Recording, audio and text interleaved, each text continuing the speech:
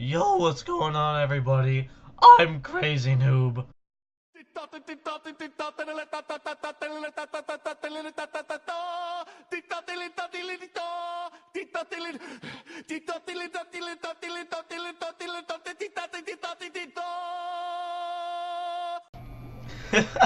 Yo, what's going on, guys? This is Crazy Noob, the type of noob you wish you were, and today I have an awesome commentary for you guys. I don't know, this gameplay was awesome. I'm still in the middle of trying to even get close to a Road to a Clip gameplay. Like I'm almost wanting to give up on it, but like I've literally got like I literally have like 10 gameplays, like 60 pluses, 70 pluses, 80 pluses, and I was so close to hitting a 90 plus that I was about to rip a tooth out at how angry I was at not getting the 90 plus. I was one off, you know, stuff like that. But how do you like that intro, guys? I think that might be my new intro for a while now. That made me laugh so hard when I came up with the idea, and you know, I finally incorporated it to my channel, and now I can start making a lot more high quality video. High quality videos, like high quality commentaries, high quality, I don't know, live commentaries. I don't really think those would be good for live commentaries. Not sure. Maybe just do a little like picture of it and like do a small little sound effect, like a swoosh sound effect, and then put the Crazy Noob picture up there. But I really am loving that intro. Surprisingly, like you guys would seriously, I'm so technologically challenged that that intro took me like 30-40 minutes to make. I'm so bad at it. It's not, I just don't know my way around the software. And normally there's a little Krabby Patty in the middle. Don't even get me started on how I figured out how to get rid of it. There was literally no way that I knew what I had no idea what I was doing. And I just finally figured it out. I honestly think I overlaid it with like a font, and I put it on Wingdings, which is like literally like Arabic letters, and I pressed lowercase o, no, capital O, no, lowercase o, yeah, lowercase o, and it literally just gave me a straight up circle. And I got that little like syringe thing. You know that little syringe thing that you can like, you click it and then like you drag it to a certain part of your screen, and whatever part you click on your screen is the new color that is chosen. I just kind of did that and chose the color around the area, you know, and that's how I got rid of the Krabby Patty in the middle. And then like I just added Crazy Noob. That was probably the easiest part, was typing Crazy Noob in, and that's basically it. But I'm really gonna enjoy that new intro. I literally found it like the other day. I thought of it the other day. I was talking to a couple friends, and they asked me to do it for them, and I was like, no, I'm doing it for me, because you know I kind of came up with it. But I don't know. There's really nothing for me to talk about. I kind of have to go soon. What was I gonna say? I was gonna say I did say I was gonna be uploading daily, but it's just happening to where I'm uploading every other day, and honestly, I enjoy it. You know, it doesn't have to be like a boring live commentary. It could be this interesting, you know, normal commentary that most people usually like to sit down and watch. Speaking of normal commentaries that people like to sit down and watch, like look at me with those regular weapons. I think in the middle of that game I was screaming, I'm gonna hit a Spratty switch feed, watch, and then like I would get one kill, and you know, nothing else would happen. I ended up dying shortly after this little tiny streak that I go on here, but that's not really the point of the video. Let me just tell you what the score is ahead of time. It's 61-23 with mostly snipers, mostly the MSR. I don't know. I slurred my sniper. I said sniper, but I don't care. But let me tell you something, guys. Like I got home today, and like I was immediately just shot down and depressed by what was on the TV.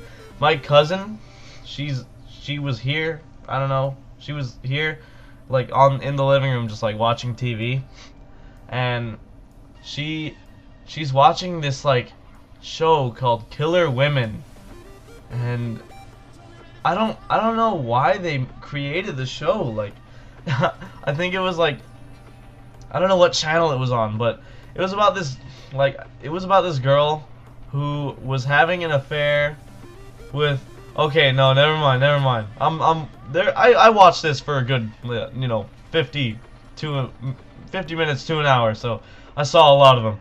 But the one that really depressed me was there was this 16-year-old girl. She was a straight A student. All the boys loved her. She was probably like, I don't know. She was a perfect girl, whatever the heck. No one really cares. But she lived in a home with her mom and her stepdad. And her mom and her, they were very close. They were very close to each other. Like, they would finish each other's sentences and they would hang out. It was more of a sister relationship than a mother-daughter relationship, her and her mom. And then her stepdad comes home and then she immediately gets angry. It's like I understand, like if you go through a divorce and your mother remarries, like you wouldn't really love your stepfather or stepmother like the same way you would have loved your biological father or mother. But this girl, like, literally, I kid you not, her stepdad comes into the kitchen as her and her mother are speaking, and he goes, "Have you cleaned your room like I told you to yet?" And like, that's pretty, that's kind of standard. Immediately, she just like flips out. She's like, I hate him, Mom. Divorce him or I'm leaving to go live with Grandma and Grandpa." And then her mom goes, "Okay then." And then her being an adolescent 16-year-old, wink wink, I'm only 1 year older. Her being a stupid 16-year-old, she goes and moves out with her grandparents for a week, and then she wants to come back. Like, way to, stand your ground, way to, prove a point. She was completely dependent on her mother. And then after she comes back, she gets to the doorway or whatever the heck. She knocks on the door and her parents basically kick her out. And they say, "Maybe it would be better for you to live with your biological father." So she goes and she lives with her biological father. She calls her mom up like every single night, begging her and crying.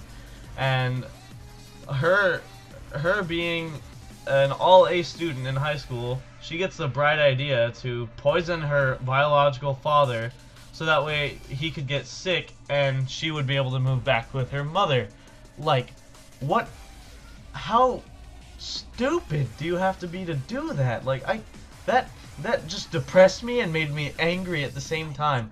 So like her being a straight A student, she's in chemistry. She's in the class chemistry, and they have like barium sulfate, and they say this is extremely poisonous. Be very careful. And it's like they're all dramatizations and stuff, but like these dramatizations were so perfect that I got so into it.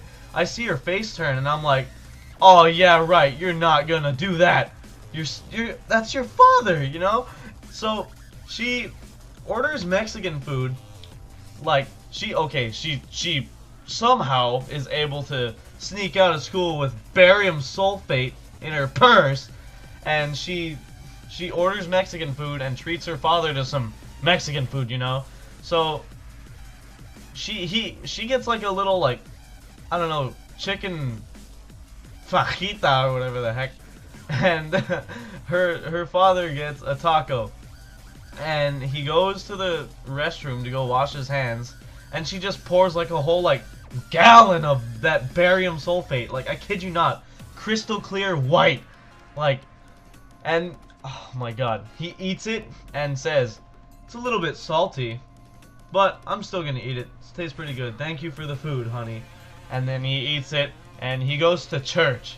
He goes to church after he gets poisoned, and then he comes back like after an hour and he's like, "I don't feel so good. I think I got food poisoning." And he dies an hour later.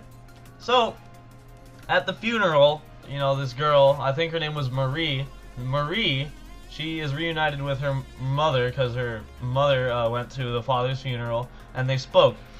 And the mother said, "I only kicked you out of the house for a couple of weeks because we were going to be moving. and I just wanted you to be out of the house until we said the word.